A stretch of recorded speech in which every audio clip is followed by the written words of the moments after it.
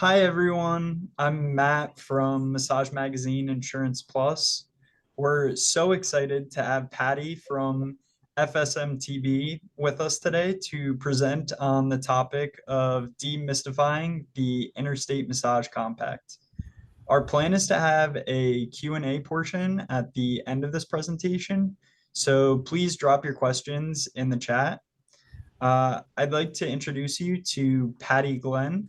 Patty Glenn has over 30 years of experience in leadership roles. She served as executive director of the Oregon Board of Massage Therapists and founding president of the Federation of State Massage Therapy Boards. Her work has shaped industry standards and improved collaboration among professionals. As the Director of Education and Professional Mobility for the FSMTB, Patty continues to advance education and opportunities for massage therapists nationwide. With over 26 years as a massage therapist herself, Patty brings firsthand experience to her work, making her a trusted leader within the therapeutic community and beyond. And with that, Patty, please take it away. Oh my gosh, thank you so much, Matt. I really appreciate the opportunity to be here with you today and with the friends and family of MMIP. So we're going to talk today about the Interstate Massage Compact. There's a lot of misinformation and questions and chatter, I guess, about the compact. And so we want to take this time to share with you a little bit about what the Massage Compact is, where it came from, and how you can get involved with the compact. And then obviously answer any questions that you might have as we get to the end. So I'm going to try and go through the logistics of the compact fairly quickly to leave as much time and opportunity available for questions at the end. Let me share my screen with you here really quickly.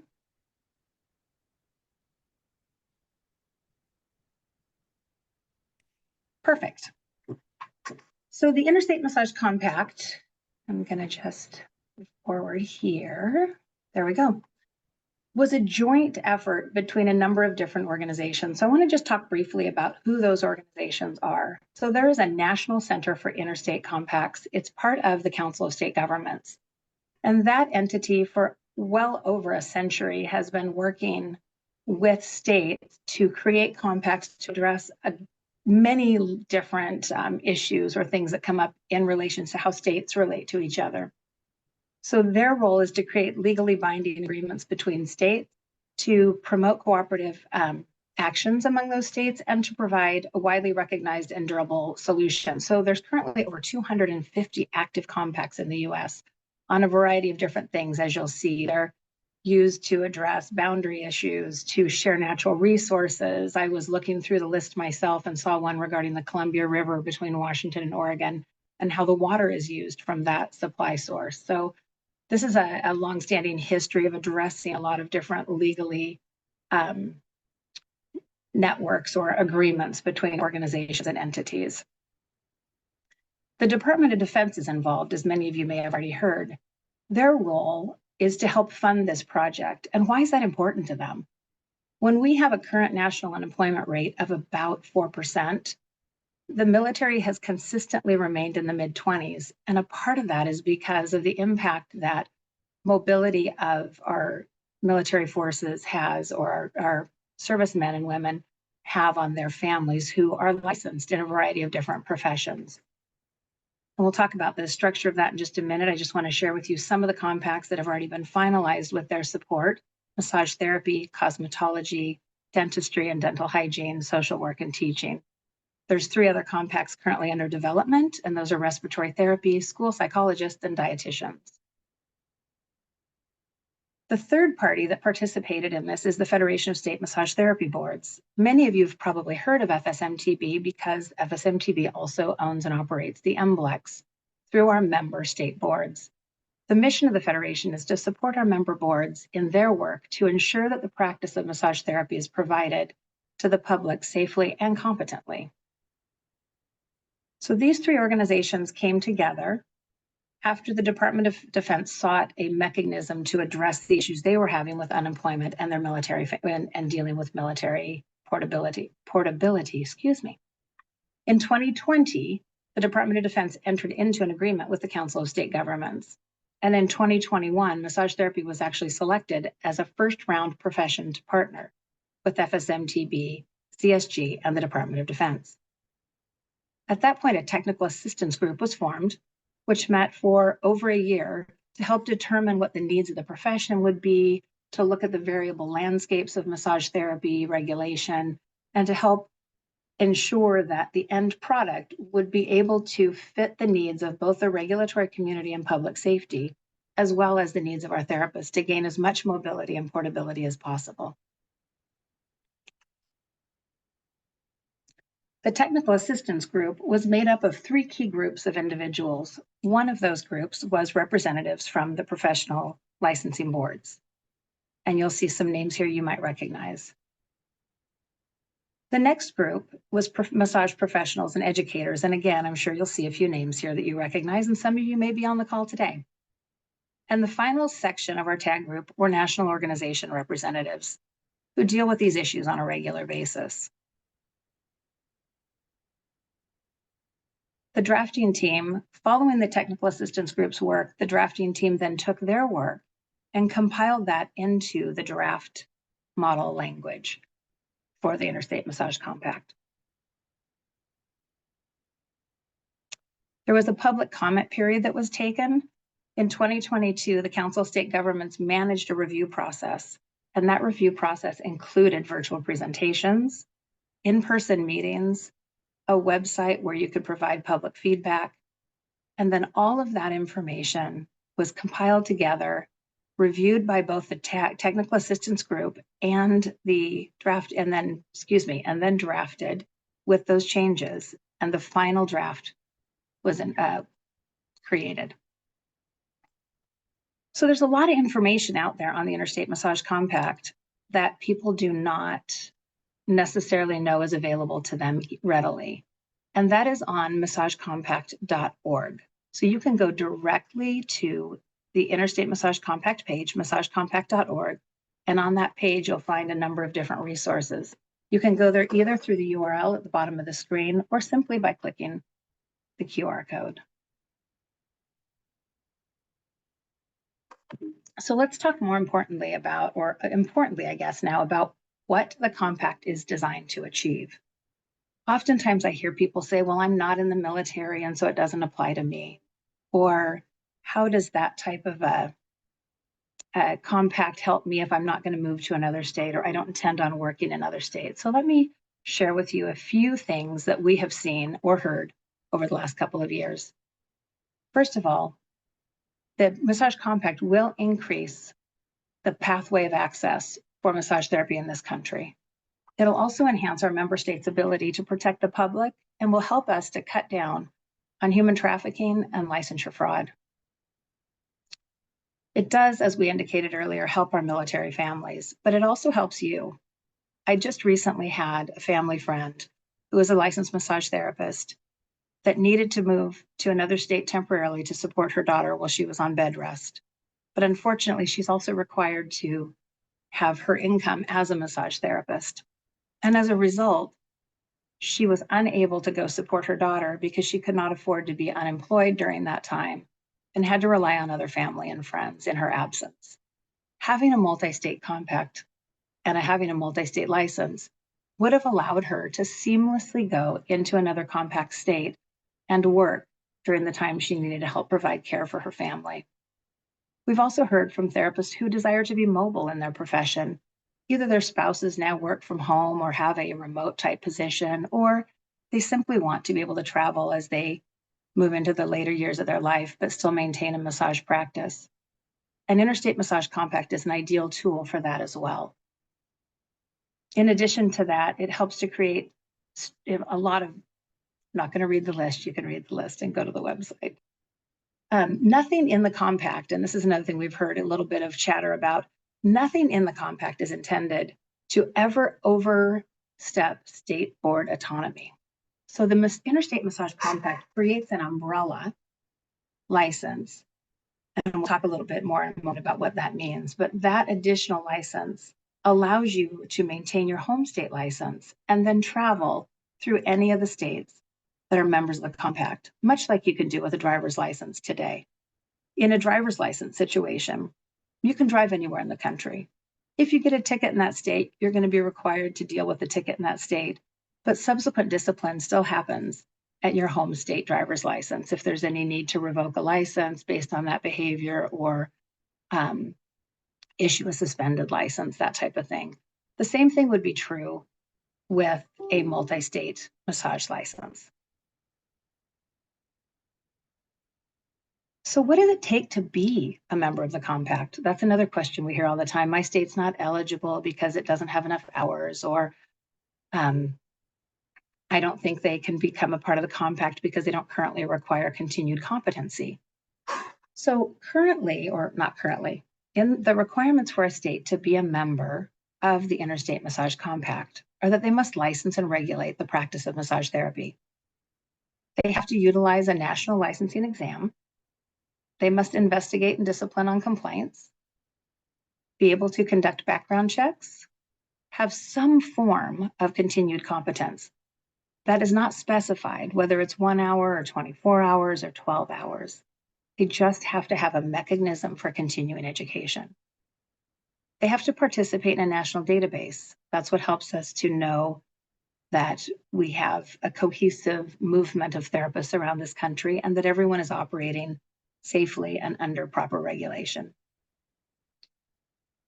They have to report disciplinary actions into that database should they take action against a licensed therapist participating in the compact. They must comply with the commission rules that will be established, and we'll talk about that in just a moment. And most importantly, they have to be willing to accept licensees that have a multi-state compact license.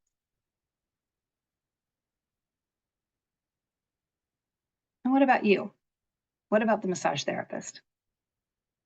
You need to have an active license in your home state. The home state is defined as the state in which you reside. So you must have a state license in the home state in which you reside. You must also have 625 hours of education. Again, we'll talk about that in just a moment. You must pass the national licensing exam. You must pass a background check, and you'll have to pay the applicable fee. When we talk about the main questions that we hear come up, they revolve around things like the examination. I didn't take the NCBTMB. I took the National Certification Board's exam back in the day, or I graduated with only 500 hours of education, not 625. Those decisions will be the work of the initial compact commission once the first 7 states adopt the compact. So here's the process. First, states must adopt the compact. You'll see here on the left of the screen, there's a small map. Nevada is the first state that officially adopted the compact back in June of 2023. There are several other states that currently have legislation. And in fact, just a half hour or so ago, Alabama passed the Interstate Massage Compact out of their House committee. So we're excited about the possibility in Alabama right now. Those first 7 states will form the Interstate Compact or the Impact Commission. This commission's job will be to put together the rules that help to define what substantial equivalence is when it comes to the national licensing exam requirement, as well as the 625 hours of education. We cannot speak to what that commission will do, but it stands to reason that the commission would be due diligent in ensuring that they create opportunities for as many massage therapists as they deem safe and effective to be able to enter the Interstate Massage Compact. So that 625 hours could, in fact, based on how the statute is written, be a combination of both basic education or core curriculum coming from your massage school, as well as continuing education, potentially work experience. Those are hypothetical from my standpoint because, again, that will be determined by the commission made up of the members of those first 7 states that adopt the compact. Once those draft rules are established by the commission, they will then go out to the public for a significant public comment period where input will be taken, similar to how it was for the Interstate Compact, or how it might be in your states when you adopt new rules as they relate to massage therapy. That information will then come back to the commission. Changes will, I'm sure, be made or adjustments made, and the rules will be finalized. Once those rules are finalized and systems and procedures are established on how to manage the compact as a whole, and what I mean by that is that in some compacts, the license is issued by the state. In other compacts, it might be issued by the Compact Commission. So those will be the things that that commission will work on to identify initially. Once those procedures are established, then we get that exciting first multi-state licenses issued. I don't know how that numbering system is going to go, but I think it'd be super exciting to be able to be the first one to have a multi-state license.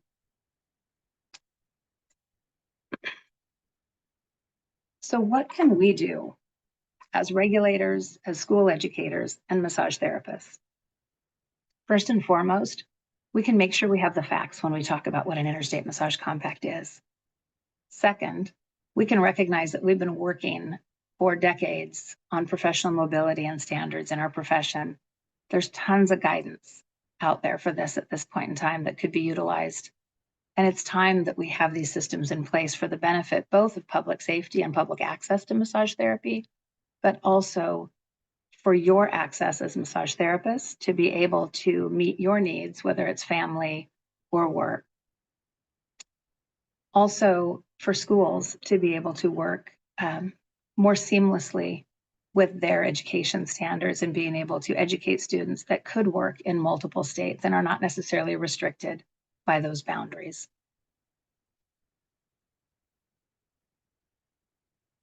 I've got more I could talk about, but I think it's going to come up in our Q&A, so I'm going to move forward with that. We're only 15 minutes into this presentation because I'd like to open it up to Q&A and be able to talk live about the questions, concerns, feedback, and things you've heard. So super short on the presentation this morning. We're going to be long-winded on the Q&A. The QR code on the right-hand bottom of your screen is actually a Google form that you can fill out and submit to let us know if you're interested in participating or being more, being more involved in the impact process as we move forward. And then we'll move there, Matt, if that's okay with you. Again, upper left QR code is your website for the massagecompact.org that you can access to find out a ton of information about the Interstate Massage Compact.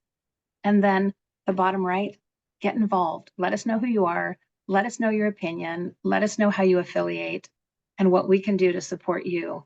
This is not a project being pushed by any one organization or any one individual. This is our product as a profession to increase public safety and increase portability of licensure and reciprocity. Matt, I'm going to turn it over to Q&A. So we have a few questions that came in during the presentation. And the first question I would just like to answer it. Renee asked, are we going to be able to have access to this video? Yes, you will be. It will be posted on the Massage Magazine YouTube channel tomorrow, and you will also get a follow-up email with the video. On to the other questions. So Maria asked, my school has permanently closed. How do I get my hours? You know, that's going to be one of those challenging questions that the commission's going to have to take a look at. Unfortunately, one of the other issues with the variety of regulation and accreditation, how schools have been run or managed over the years has led to schools opening, schools closing. Some states maintain and store transcript records on behalf of all of the educational institutions in their countries, and others do not, or in their state, excuse me. So the commission will have to look at how does it utilize or recognize transcript information. So I don't know if that individual has a copy of their transcript. I know one of the challenges people run into is not being able to get an official transcript because the school's closed, but maybe they have a copy of an official transcript. It's just been unsealed. So again, these are issues that I already have this vast list of things to hand over to the Compact Commission for consideration that includes scenarios just like that. The other benefit that we didn't talk about that I knew would come up through Q&A is that requirement to participate in that national database. This is a project that the Federation has been working on with its member boards for the last 18 years to create a database for the profession that will allow the storage of key documents pertaining to licensure. That includes also through CE registry for CE certificates when we're required to upload or submit them. So my recommendation to all of you who are therapists in our profession is don't do what I've done, just to be honest. You know, in my own history, I've kept continuing education certificates through my next renewal period, or maybe for 5 or 10 years. And then, you know, at some point when I was moving or changing location, I ended up purging a bunch of stuff that wasn't relevant because it didn't get hung on a wall or something like that. And I realized that I've lost a tremendous amount of the history and knowledge that I've gained over the years as far as just documentation. That was my approach. Others of you are meticulous. I've seen people with binders or, you know, complete CVs that have every single continuing education course you've already taken. But this is not an overnight process. The compact won't be adopted tomorrow. So I would really encourage you, if your schools won't be adopted, won't be stood up tomorrow. We're looking at a couple of years and then even more years down the line as states come on board. But I would encourage you now to get a hold of your current transcripts if you can from your school and have those stored in a safe place. Save your continuing education documentation because you never know when you might need it. And ask us any other questions that you can. So hopefully that answers Maria's question. Not sure on her specific scenario, but feel free to reach out, complete that Google form for me, and we'll chat a little bit more later about it. Hopefully I got that name right too, Matt. I just realized I might not. Human error. Other questions? I know you got them. There you go. My fire alarm is going off, so I'm just going to send you that is the technical day we've had today for sure. It's been entertaining. I don't know. Are you trying to send them to me? Okay, hold on. My apologies.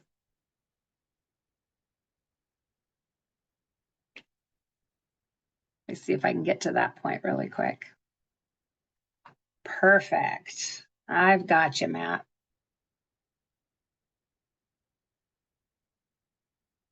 Okay.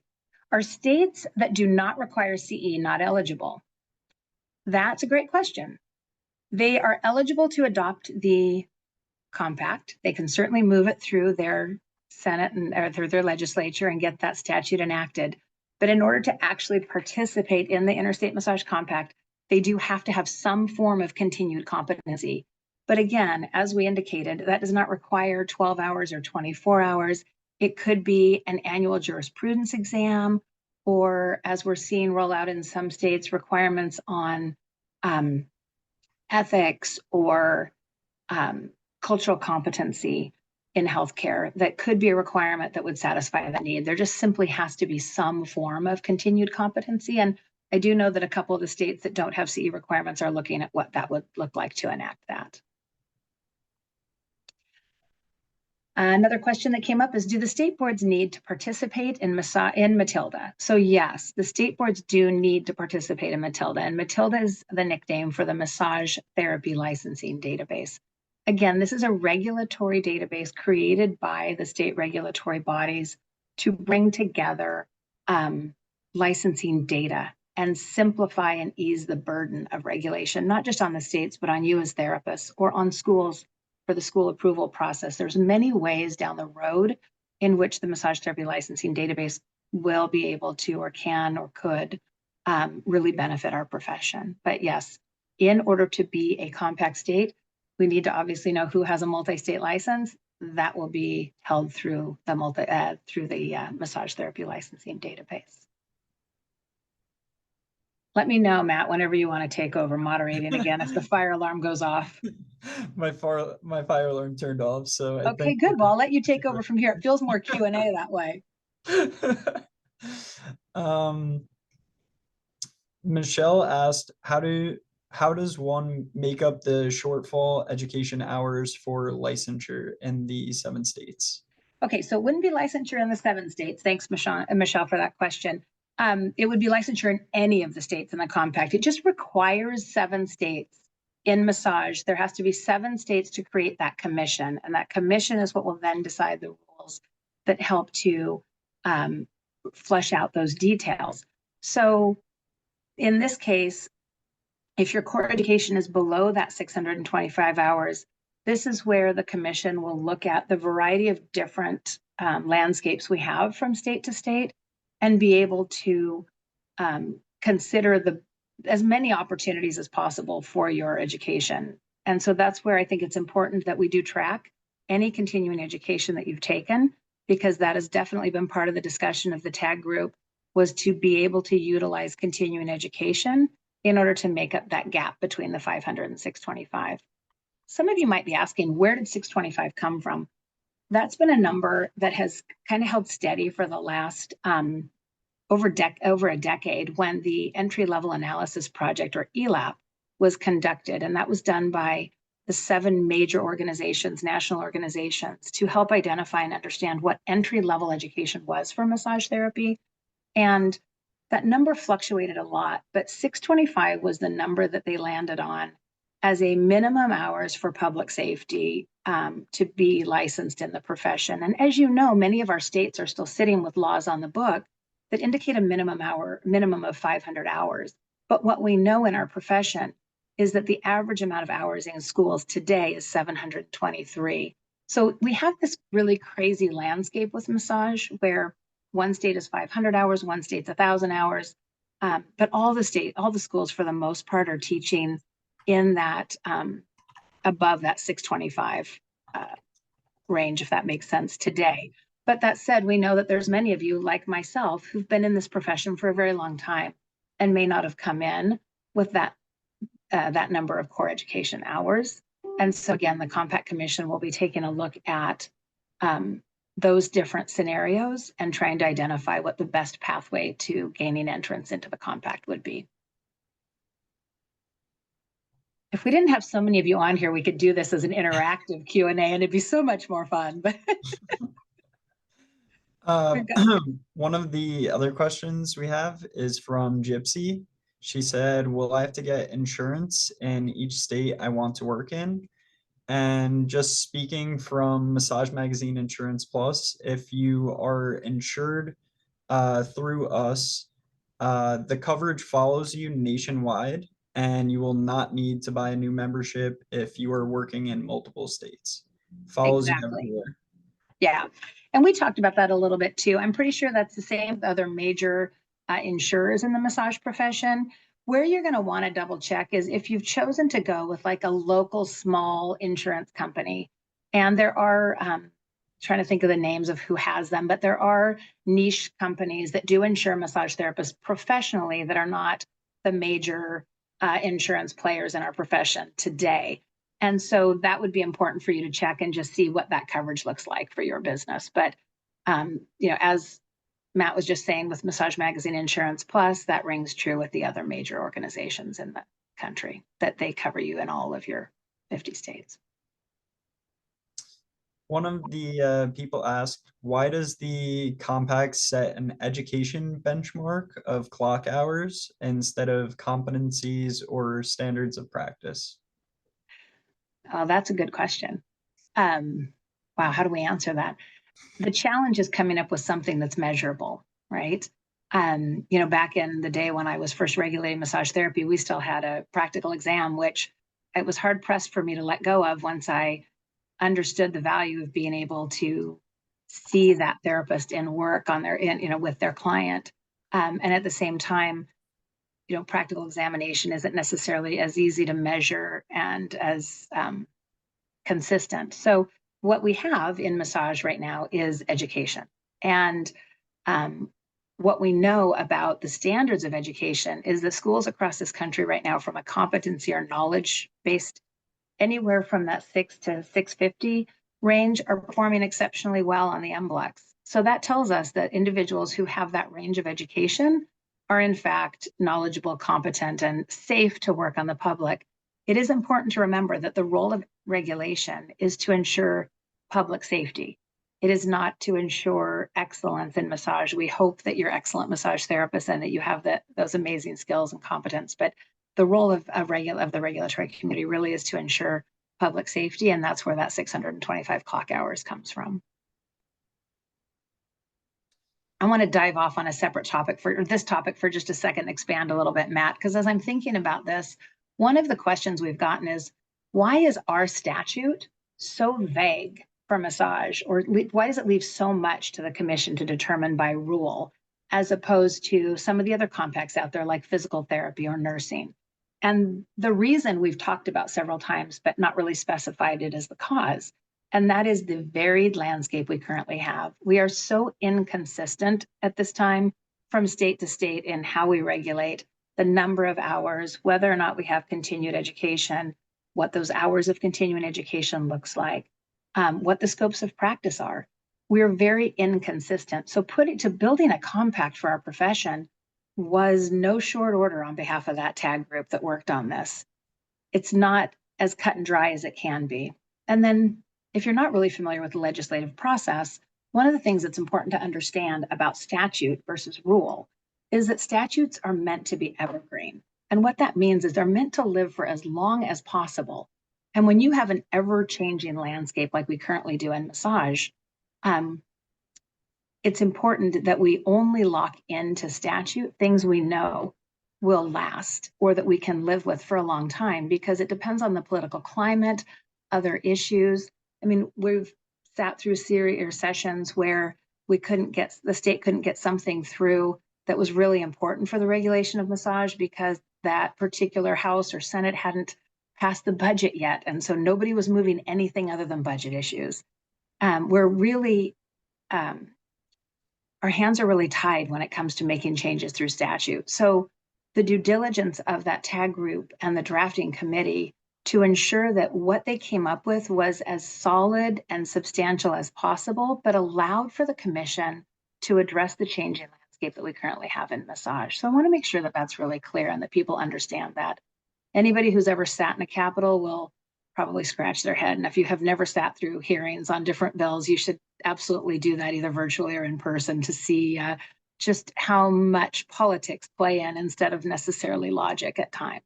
So it's not a job I would want to have, but hopefully that helps to kind of clarify a little bit about the 625, why it's not more specified.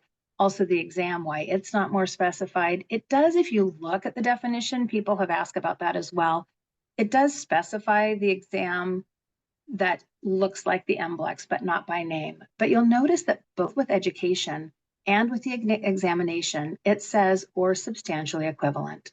And that is very intentional to allow the commission to do their due diligence to ensure, again, the best product for both the states and for you as licensees. All right, Matt, back to you. Ori asked, what are some of the reasons that many massage therapy state boards are not in support of the compact? You know, it's interesting. I don't know that there's many that are not. There are individuals who have questions and concerns. And there are state boards that are required to remain silent. So that's one of the other challenges that we have. We have a system that is built on state autonomy. And that state autonomy means that we don't have the same regulation methods or means. Our boards are not housed in the same organizations, even from state to state. And so some states are fully supportive, but the board is not allowed by the legislature, not allowed to take a position. They are required to remain neutral. Other states, the board is not only allowed to have a position, but they're actually allowed to put forward legislation. So the issues that we've had in passing some legislation has actually not been related to any state opposition that I have seen at this point in time. Terry asked, if a therapist has grandfathered in with lower hours, will they be able to license through the compact? So that's another great commission question. It is something the TAG group discussed, but it is something the commission will also look at. And so let me give you a scenario that I have written out for the commission to look at. I was licensed 28 years ago in the state of Washington. I came into my licensure with sufficient hours. So I qualify to, if the Washington joined the compact, I personally would also be able, well, that's a different story. I'll tell you about that in a second. But I would personally be able to, through my home Washington license, be able to enter into the compact. I have a colleague who graduated just 2 years prior to me, but because she was 2 years earlier, her hours were significantly less than mine, but also she took the state licensing exam. I didn't realize I was right on the cusp of when the National Certification Board's exam was accepted in Washington State. And I do anticipate, as all the discussion has led that direction, that the commission will accept individuals who completed the NCBTMB exam prior to the MBLEX as their licensing exam would be considered substantially equivalent. Okay. So her scenario and mine, we've both been active practicing therapists for almost 30 years, or she has been for 30 years. We look the same on all surfaces, and our state has those requirements, and the state considers us to be substantially equivalent to that requirement. So the commission will need to look at that and make a determination on whether individuals who've maintained current licensure in their state, and if the state in fact meets all those requirements, whether or not they would deem that licensee to also be substantially equivalent. But again, that's not a commitment I can make to you or a definitive that I could say is going to happen. That is something that, as we get to the point where the Compact Commission has stood up and they're vetting these issues, that's why public comment is going to be so important to help shape the landscape of what this compact really looks like. Hopefully that answered that question. Cheryl asked, is there a time frame for states to join the impact? Now, no. So my personal goal, and I would love for all of you on the call to jump on with us or on the webinar, would be to get these 7 states in the 2025 legislative session this coming, next winter, I guess, so to speak. We have Nevada right now. Hopefully before the end of this session, we'll have Alabama joining that conversation. We've had some unfortunate losses, I think primarily due to a lot of misunderstanding and misinformation and confusion that's been brought forward, which is why we're here today.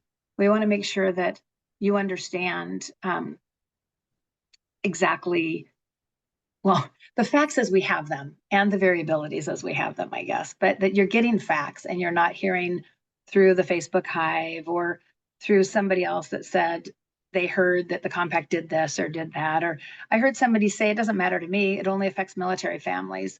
That's such a small percentage of who benefits from this, but that percentage has so much influence, impact or importance, that the Department of Defense was willing to issue grant money to fund these projects.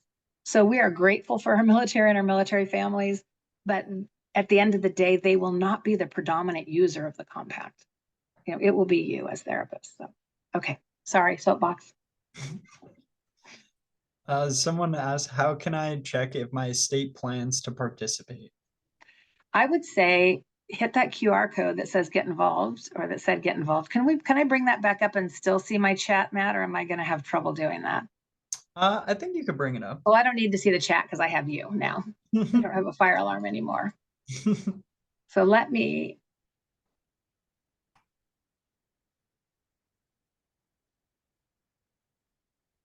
Wait, did I get that back? Okay, it does say I'm screen sharing. Can you see it on your end? It's still the presentation. Oh, okay. Sorry. No, that's what I was talking about. Just want to make sure it was up because I can't see what everybody else sees. Sorry about that. So that bottom QR code that says get involved, if you scan that QR code and fill out that Google form, you'll identify what your role is. If you're an educator, or maybe you're an educator and a licensee and a regulator, like I have been in my lifetime. You may hold many roles. You can select all of those roles that you're in, that you serve in, what states you're involved in or licensed in or reside in. And I think there's an opportunity for some questions as well. Let us know how you'd like to get involved, or if you just want to be informed of the process, and we will keep you in the loop on what's happening in your state. We need you out there. We had one state this year that it should have just been an easy pass in that House committee. It had very good support from the committee members.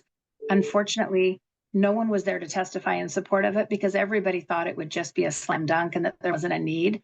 And we had one entity show up that opposed it. And in the absence of support, that bill was tabled till next legislative session.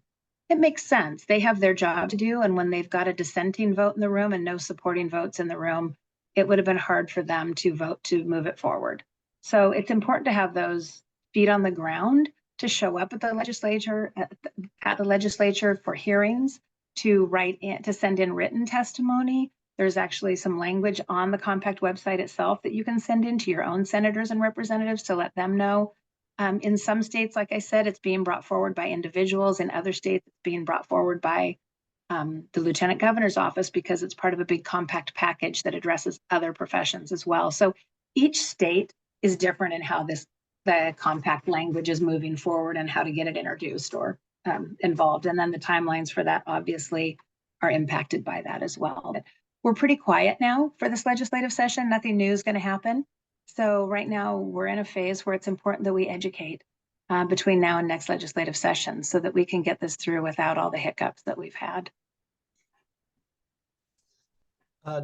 D asked, will NCBTM license work for the national license exam? The original NCBTMB licensing exam, although it is not specified in statute, it is absolutely our expectation that that exam would be considered to be substantially equivalent. But like I said earlier, that'll be something the commission will have to establish by rule. So until that commission stood up, I can't speak on their behalf, but that would be our recommendation.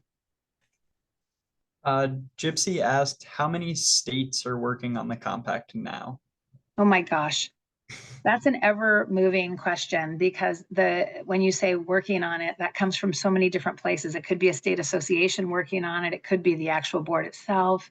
Like I mentioned, it could be the governor's office or a legislator. Because the Department of Defense is involved, we also have DLSO, which is the liaison office for the Department of Defense, and they have regional representatives that work with their states as well that are helping to work on this issue. Council of State Governments is working on this issue as well. They don't advocate for the compact per se, but they are resources and support for the compact. So it's varying significantly. However, the answer to that question is actually shorter than I just made it. You can see what's happening as far as actual bills that have been presented or submitted by going to the massagecompact.org website. CSG manages that page, the Council of State Governments, and they are keeping that map updated. If you click on that, if the state is one of the varied colors, you click on that state, you'll be able to see that bill number and the bill information. Heidi, following up on that, Heidi asked, what is recommended for us as massage therapists to do if our state has not started the process? Start the process. You can reach out to your own senator or representative if they're interested, or you can reach out to the senators and representatives that are working with Veteran Affairs or other organizations if that might be a more appropriate path in your state. But you know, it's interesting. I think sometimes in our current political climate, we feel like we really don't hold much power. But I'm currently watching a state situation where one licensee is holding the entire profession at hostage, essentially, because that's really all it takes. The squeaky wheel or that motivated person out there can get a lot done. So if you're interested in having this done in your state, we'll support you in how to talk to the legislators, or who you might want to talk to. We can help give you some encouragement, connect you with other people in your state. Reach out to me and we'll do what we can to make this happen for you. The questions I get all the time from CSG, when they get questions from you through the website, they'll forward them to me. And it's never, why are you doing this or what's happening? It's always, when is this going to happen? When are we going to have this compact? When can I apply for a multi-state license? And it's exciting and also sometimes discouraging when we know that we're losing the fight sometimes because we just don't have enough of the people that care about it present in the room to let people know that it's important to them. So get involved. That's what I would say. Just get involved and message me and I'll talk to you about how to do that.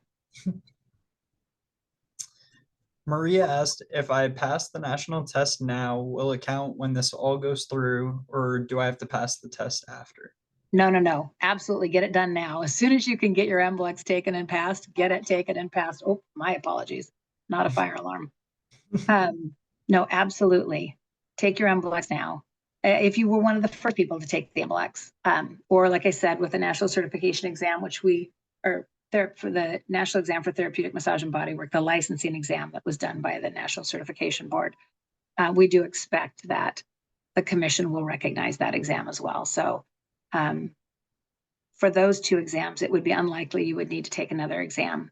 That said, if you live in a state that offers a state exam and the NCLEX, I would highly encourage you to take the NCLEX. The state exams that are offered are often not transferable to other states. And they're a state exam, they're not a national licensing exam. So they would not meet the criteria for the statute. So highly, highly encourage you to take the NCLEX. It's been designed and developed for you to assess that entry-level competence. And we've got a lot of resources here to help you to study and practice for that and to know what to expect.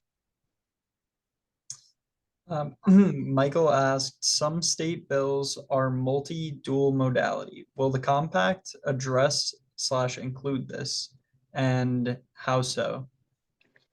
So that's a great question. And I can't believe that I didn't touch on it at all.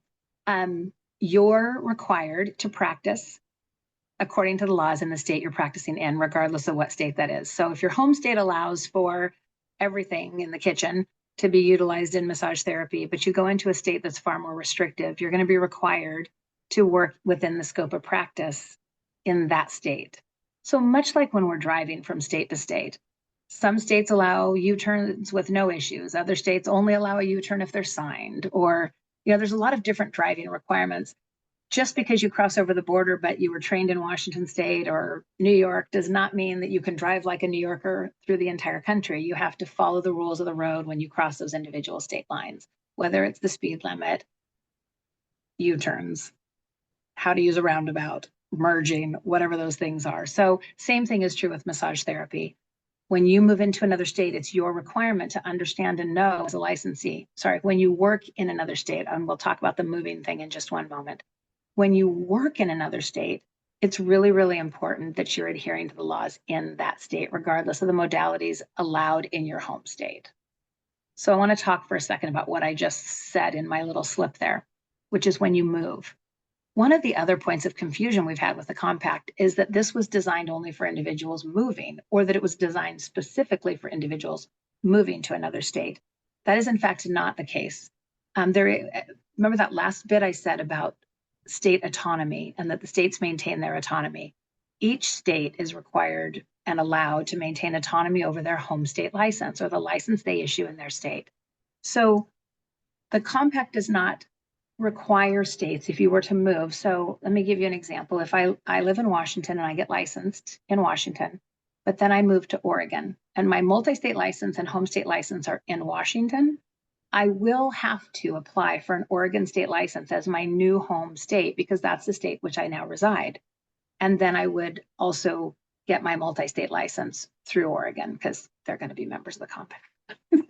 I'm saying that about all 50 states, but as long as both states are members of the compact. Now, there's not a provision in statute to address this question, but my expectation is that the commission, when they come together in those first 7 states, because it's on my long list of things to hand them to take a look at, they will look at this issue of recommendations to the other regulatory boards or to each other as compact members. And I can envision a climate where you would not have to jump through all those licensing hoops over again. That state, via the multi-state license, has already deemed you substantially equivalent or safe to work in their state simply by participating, by your ability to participate through that compact multi-state license. So what I've heard from a few regulators, and what I anticipate will be the case, at least with a number of the states, is that they'll create a application pathway for holders of a multi-state license to simply fill out paperwork, pay the appropriate license fee, and get their new home state license. But again, those are a little bit hypothetical, but through all the conversations I've been involved in, I feel confident being able to throw that out as a hypothetical scenario. Stacy asked, what exams are most likely going to be accepted in the compact? The 2 that we've consistently talked about are the 2 that I expect you will hear and see. We don't have any other national licensing exam in our profession. There are a number of state exams that have existed. The challenge is going to be to determine whether any of those might meet the statutory requirement and be significantly equivalent. So that'll be a commission decision, but I would say if you haven't taken the NCLEX, you've taken another state exam, take the NCLEX. Someone asked if I move to a state that is not a member of the impact, do I I lose my compact You even? technically do, yeah. At this point, I mean, that's a commission conversation. But at this point, yes, that's true. Unfortunately, or not unfortunately. I can say unfortunately because I inferred earlier to being a Washington State resident, but I'm literally in the middle of moving to Kansas. Uh, Unfortunately, Kansas is a state that still doesn't have state licensure. So if a state does not have state licensure, like California or Kansas, they're not eligible for the compact at this time. So that's another important step that we need to take in some of these states, is to really work with the legislature and get state licensure in place so that these states can join and be a part of the compact. And but if you are, the compact is only it's a network of those existing states. So if you move to a state that's outside the compact, then you would not be eligible to be a member or a holder of that multi-state license until that state joins the compact. It's some growing pains, but I will share with you that as I'm watching these other professions evolve with their compacts, everybody's dealing with the same issue. This is not new to just massage. We have probably the most varied, crazy landscape, maybe next to cosmetology, as far as entry-level requirements. But everybody has these same growing pains as they bring a compact on board. So that's why I said this is like a turtle and a hare race, that we have to be kind of the slow and steady tortoise that's going to get to the finish line first. If we try and go through this too fast, mistakes will be made, things won't be considered. And we don't want that for this profession. We want a product, and I say we, the collective profession, when I talk to therapists and educators and regulators, they want something that's going to stand the test of time for this profession. And it takes a little bit of time to make that happen. So again, sadly, it's not addressing my retirement desire to just start traveling the country next year, but maybe in 10 years, I'll be able to get in an RV and go work, for 6 months here, 6 months there. Ivana asked, will the NCBTMB and the compact work for CE hours? Currently, there are a few states like Florida, Texas, and Mississippi that require their own CEs. So I would say that's a great question for the professional associations to help move us forward. And it's also a good question for the regulatory board. So it's a challenge that we currently have right now with this inconsistent CE landscape. So the hope through something called CE Registry, which is a newer product of the Federation of State Massage Therapy Boards of the regulatory community. The intention of CE Registry is to provide a platform where massage therapists have a one-stop source and regulatory boards have a one-stop source to verify and validate continuing education. And so when we, kind of back to that question, if I'm understanding it correctly, as this evolves, as we move towards this end goal of more consistency and portable and reciprocal environment, that we will end up in a place where we can address the inconsistency of continuing education. Unfortunately, again, because of state autonomy, it's not something that an association can dictate back to the states or that the compact can dictate back to the states. NCBTMB is a private nonprofit. They don't have that ability to dictate to the states either. They saw a need and they're meeting that need. So yeah, that was the best long non-answer on the face. Someone asked, what if I took the NCBTMB exam as was required in my state for licensure, but I didn't maintain membership in the national organization? Am I still eligible? Absolutely. Again, that'll be a commission question on the exam itself, but maintaining a private certification has no bearing on your ability to be licensed in any state in this country, and certainly doesn't have a bearing on the compact. People that feel that credential is important and valid for them, that's a professional decision on their part, but it doesn't tie into regulation and will not be a factor in their ability to get a compact license. Steve asked, when talking about public safety, is there a way a state will be notified when a compact therapist will be working in their state? That's an interesting question. And I hate to answer a question with a question, but we've done this before because that is one of the questions that we hear out there is like, how do we know as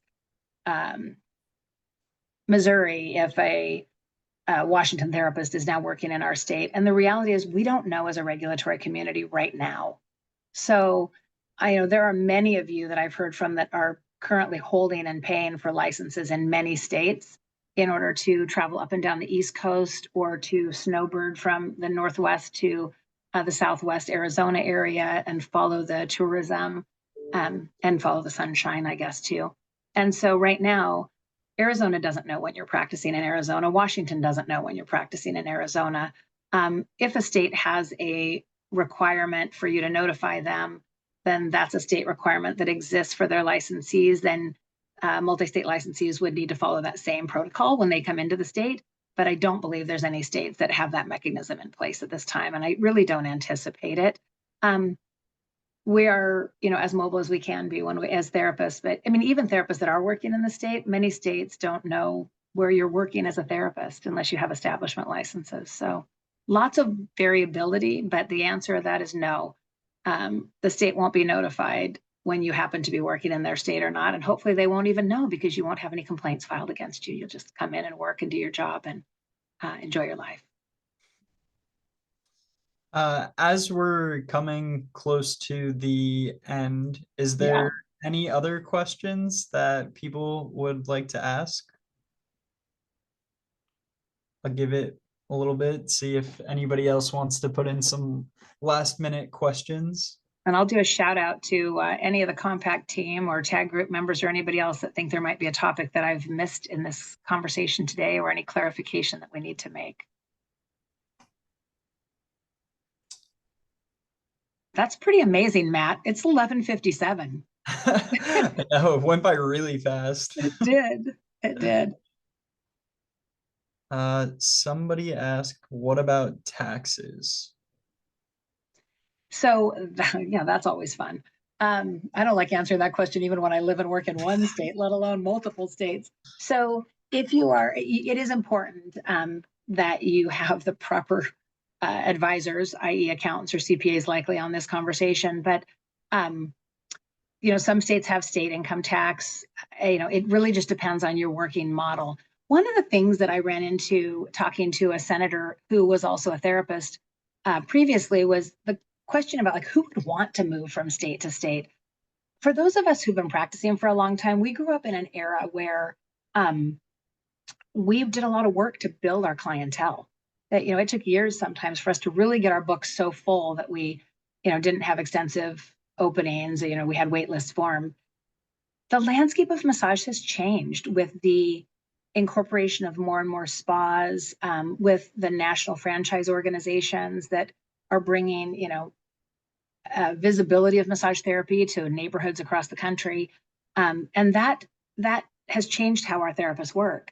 I know that we heard from Deidre with Canyon Ranch talk about how mobility of her therapists is important to get across state lines from one of their locations to another to fill their seasonal demands. We've heard that a lot from the hotels and the spa industry.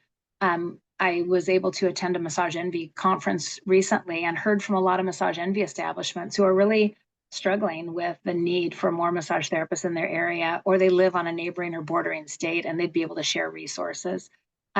So it really depends on whether you're in a private situation where you're working for yourself when it comes to taxes, or whether you're actually working as an employee for an organization. Like there's just so many variables, but that's definitely something you'd all want to consider if you're working across state lines, either under a multi-state license or currently under your varied licensing. Lorelei asked, background checks are not required on my state. Would we need to get one even if we have passed NBLEX and have a current license? That is true.